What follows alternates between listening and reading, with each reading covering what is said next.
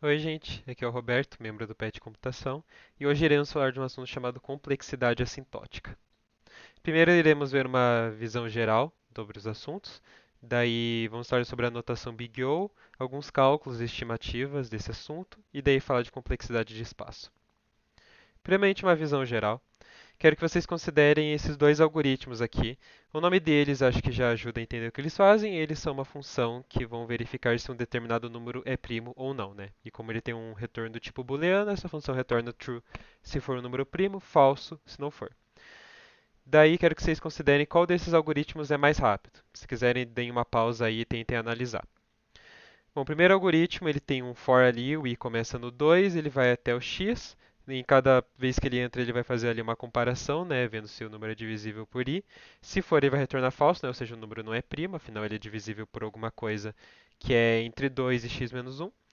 E caso em nenhum momento ele retorne falso, ele vai retornar verdadeiro, né, ou seja, o número é de fato primo.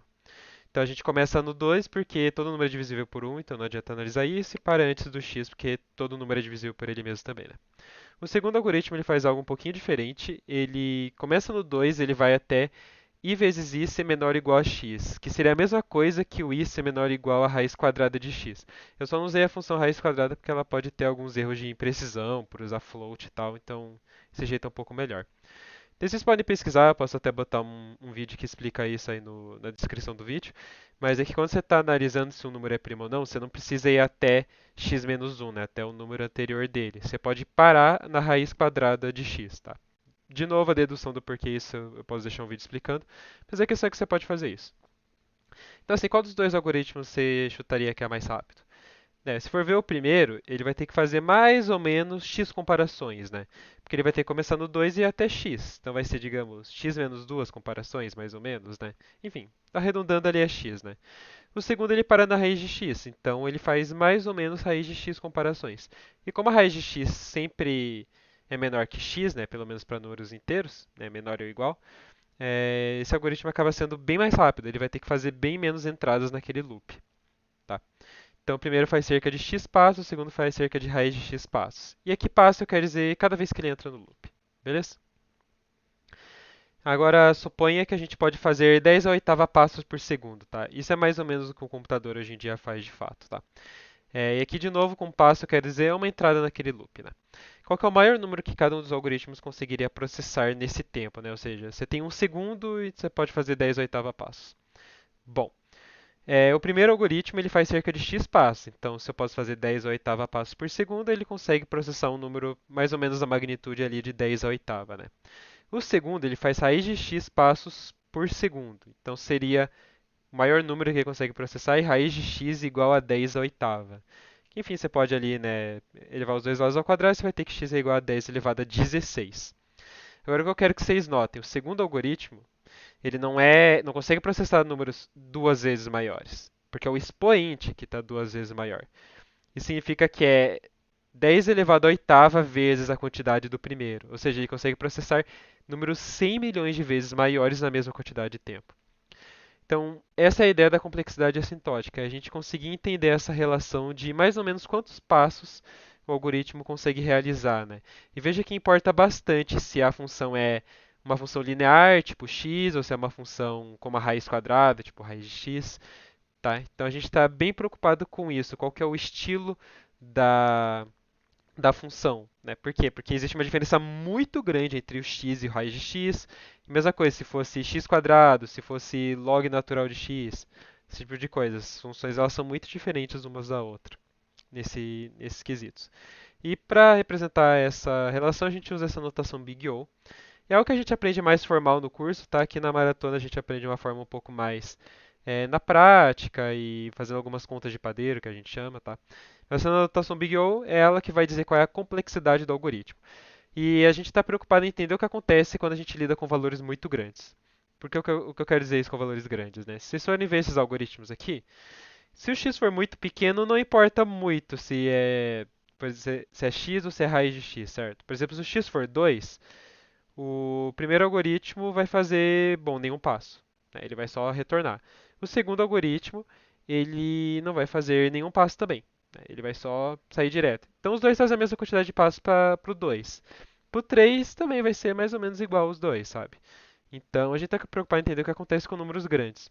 E isso faz sentido porque se você usar números pequenos, o algoritmo claramente vai ser muito rápido, né? Tipo, você calcular se 2 é primo, se 5 é primo, se 10 é primo, é muito rápido para um computador fazer isso.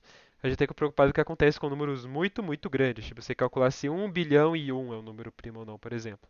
Tá? E a gente usa a notação assim, O, né, um O grande, por isso Big O, e daí entre parênteses a gente coloca a função que relaciona, que determina ali como que é a velocidade do algoritmo. Então, por exemplo, o primeiro caso ali do número primo seria O de n, porque ele é linear, e a segunda seria O de raiz de x, porque ela segue uma função raiz quadrada de x, né? E de novo, ela é aproximadamente aqui, né? Então, ok, raiz de n menos 2 é mais ou menos a mesma coisa que raiz de n, tá? Isso faz sentido na maratona por quê? Na maratona só importa analisar o pior caso, né? Por quê? Porque esse algoritmo ele tem que passar em todos os casos possíveis. Então não importa, mas ele passou no caso mais fácil e não passou no difícil. Tipo, você não vai ganhar a nota da questão ainda, sabe? Então por isso a gente gosta de usar a notação Big O, porque a gente está preocupado com o que acontece quando a gente lida números muito grandes e quando a gente força muito o exercício, tá? E na maratona, como eu disse, a gente pode usar algumas aproximações. Então, n-2 e é praticamente a mesma coisa, sabe? Porque são números pequenos, tá? Então a gente faz algumas aproximações aqui. Então aqui eu botei alguns exemplos de algoritmos. Por exemplo, aqui o O de 1. O de 1 quer dizer que é um tempo constante, ou seja, não importa o tamanho das coisas, ele vai demorar ao mesmo tempo. Então, um exemplo clássico é somar dois números. Não importa se A, B e C são números grandes ou pequenos, ele vai fazendo a mesma quantidade de tempo, né? A soma ela é um tempo constante que a gente diz. Aqui um exemplo de n que é você andar uma vez um vetor, né? Então você foi andando no vetor, fez a soma dos elementos, é um exemplo de um O de n. Um O de n vezes m seria algo tipo você analisar uma matriz que tem dimensões n por m, né? Porque você vai ter que entrar nesse primeiro loop aqui n vezes e entrar no segundo loop m vezes. Então, para cada uma das vezes que você entrar no primeiro loop, você vai ter que fazer m operações. Então, você vai fazer m mais m mais m, né? Isso é n vezes, por isso dá n vezes m operações, né? Então, seria O de n vezes m. E aqui o exemplo da raiz quadrada que eu mostrei ali, né? Uma função que calcula se um número é primo ou não, né? Vai ser raiz de n. Agora aqui, como que a gente faz os cálculos na maratona, né? Então, a coisa mais importante que a gente fala de cálculos é que constantes elas não importam contanto que elas sejam pequenas. Então, por exemplo, se você vai dar uma andada num vetor, isso seria O de n, certo? Agora, se eu andar duas vezes no vetor, né, eu faço um loop para ler o vetor e um segundo loop para fazer a soma dos elementos dele, por exemplo. Seria O de 2n, mas esse 2 na frente ele não importa tanto por ser uma constante pequena. Então a gente diz que os dois são mais ou menos iguais, tá? Isso é algo que eu no começo achava um pouco esquisito, tá? Mas qual que é a ideia? O que é 2n, né, na teoria, ele é duas vezes mais lento, certo? Só que primeiro, lembra que a gente está se preocupando com números bem grandes aqui. Então, assim, você pegar um número pequeno e dobrar ele é bem relevante. Agora, para números grandes já não é tanto, né? O que eu quero dizer com isso? Primeiro, se a maratona ali fala que o número vai até 1000, ok, se você faz algo que é n, vai ser mais ou menos 1000 passos. O que é 2n vai ser 2000 passos. Mas você dobrar esse tempo não vai mudar tanto no final, porque ali, se o time limit é de um segundo, na prática o melhor algoritmo vai ser tipo meio segundo, vai ser 0,1 segundo, sabe? Ele não vai ser tão apertado. Então, se dobrar o tempo não muda muito. Outra coisa que é bom de falar é que existem algumas operações que são mais lentas no computador do que outras. Por exemplo, você ler e printar coisas é uma operação muito lenta comparada com outras coisas, tá? Então, por isso, assim, se você lê um vetor, se depois você vai fazer um monte de loops nele para tipo comparar, para analisar, para somar, essas coisas são tão rápidas em comparação a ler o vetor que não importa, sabe? Você lê as entradas é tipo 1000 vezes mais lento. Então, você fazer duas vezes a mais não importa muito ali, tá? Mesma coisa você somar uma constante. Então, se você faz ali n mais 1000, né? Então você pode pensar, você andou no vetor e depois você vai ter que fazer 1000 somas, por algum motivo. É a mesma coisa que O de n, contanto que o n seja muito maior que 1000, né? Se o n ali é mais ou menos 1000, então já começa a ser um pouco mais relevante, né? Se o n é 100, por exemplo, 100 é muito pequeno comparado a 1000, então esse 1000 começa a ser mais relevante. Mas na prática, quando isso acontece, é porque o n é muito grande em relação à constante. E agora, ó, de 1000 vezes n é maior ou não que o O de n? O que que a gente pode dizer aqui, né? Na teoria, por ser uma constante, esse 1000 não faz diferença, sabe? Porque, como eu disse, é números muito grandes, números que tendem ao infinito. Então, 1000 comparado a infinito não é nada, né? Mas na maratona, o n costuma ser ali no máximo 10 oitavas, sabe? Então, 1000 em comparação com 10 oitavas já é relevante, sabe? Um 10 oitava virar um 10 a 11, por multiplicar por 1000, né? É relevante. Então, na maratona a gente considera que uma consta tipo 100, 1000, essas coisas, quando multiplica é relevante. Quando soma, nem tanto, tá? Tá aqui alguns exemplos. Então, um exemplo de O de n, que foi o que eu falei. Você está lendo o vetor e depois está fazendo uma soma. Aqui o O de 2n é a mesma coisa que o O de n, porque honestamente fazer essa soma aqui comparado a ler o vetor é nada, sabe? Não vai dobrar o tempo, vai ser bem menos até. Aqui um exemplo de O de n mais m. Então, como a gente está somando as duas, a gente vai pegar o pior das duas, né? Então, você pode pensar que se o m é pequenininho em comparação com o n, então vai ser O de n. Se o m for grande em comparação ao n, então é O de m. Então, aqui eu estou lendo dois vetores, um de tamanho n ou m. Você vai pegar o pior dos dois. O que for o maior número vai ser o O daquela coisa. Daí algumas estimativas. Na maratona, a estimativa que vocês têm que ter na cabeça é que dá para fazer 10 oitavas operações por segundo. Até por isso eu fiz aquele exemplo lá, tá?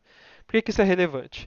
Bom, se você tem que a entrada, né, é um vetor de tamanho 10 oitava, então significa que você pode usar um algoritmo que é até O de n, né? Por quê? Porque se o seu algoritmo é O de n, ele faz mais ou menos n passos, então se o n é até 10 oitava, vai demorar até 10 oitava ele vai ter que fazer até 10 oitavas operações. Como ele faz 10 oitavas operações por segundo, vai demorar até um segundo, né? Aqui considerando um time limit de um segundo, que é o normalmente que tem na maratona. Agora, se você tem que ler uma matriz n por n, já vai ser O de n quadrado. Então esse n tem que ser no máximo 10 a quarta para caber em um segundo, né? Porque 10 a quarta elevado ao quadrado é 10 oitavas. Se o algoritmo for constante, né? Então, tipo, você só tem que fazer uma soma para descobrir a resposta. Não importa muito o valor do n, né? Porque é constante. Não vai demorar 10 oitavas operações, vai ser bem menos que isso. Então o n pode ser qualquer número. Algoritmos que são log de n, você pode fazer o cálculo para ver quando que o log de n dá 10 oitavas, mas você vai ver que é um número ridiculamente grande. Então assim, para efeito de maratona, o O de log de n permite que o n seja qualquer número. Porque é um número tão grande que não vai nem caber num long long. Então nem faz sentido considerar isso, tá? E daí se a gente tem algo que é tipo Q vezes N, tá? Esse Q é de query, porque normalmente você vai ter problemas que você tem que fazer consultas. Então esse Q é o número de consultas. Talvez vocês já tenham visto algo desse tipo. Daí é normal que tenha uma solução muito óbvia que seja Q vezes N. Então significa que Q vezes N tem que ser menos que 10 a oitava.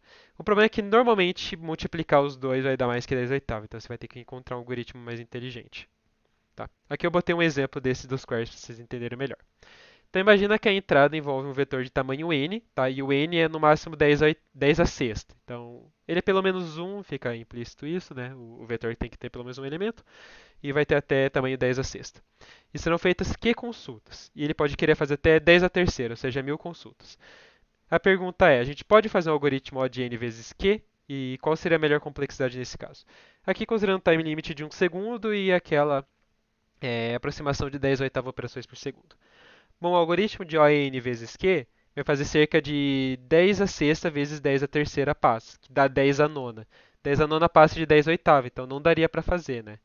Agora, quanto à melhor complexidade, depende um pouco do algoritmo exato, mas veja que, por exemplo, n mais q vai ser 10 a sexta mais 10 a terceira, mas 10 a terceira é pequenininho comparado a 10 a sexta, então dá para aproximar e dizer que é 10 a sexta.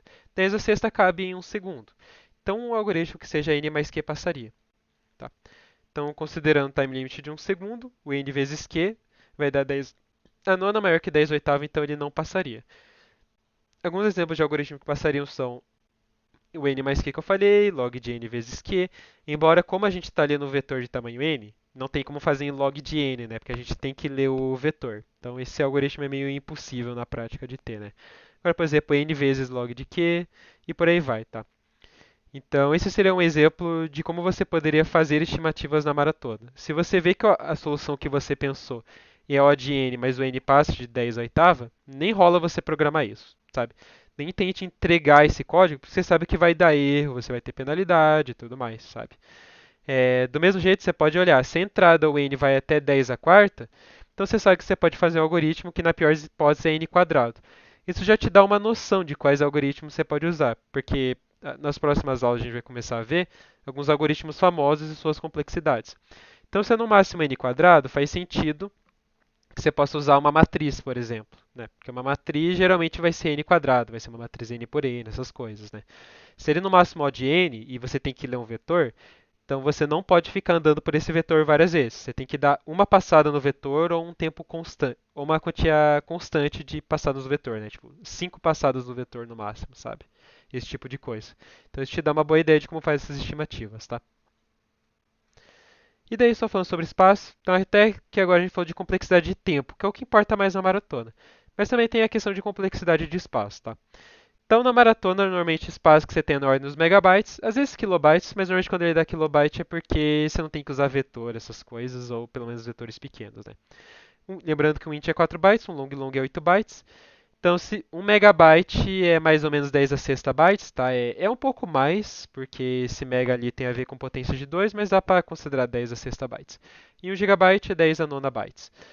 Então, você pode considerar assim, um vetor de ints de tamanho n tem 4n bytes, certo?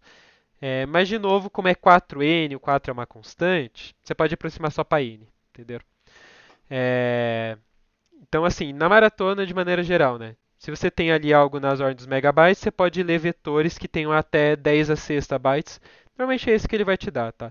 Até porque é tipo megabytes, mas assim, é uns 100, 1000 megabytes. Então, tá tranquilo, sabe? É mais provável de você ter problemas com o tempo do que de espaço. Agora, você tem que ter problema com... Você tem que ter cuidado com matrizes, né? Por quê?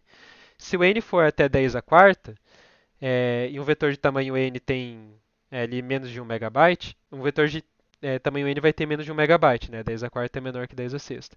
Agora, uma matriz n por n vai ter 10 a oitava bytes, que dá 100 megabytes. Então, você pode acabar passando o limite, tá?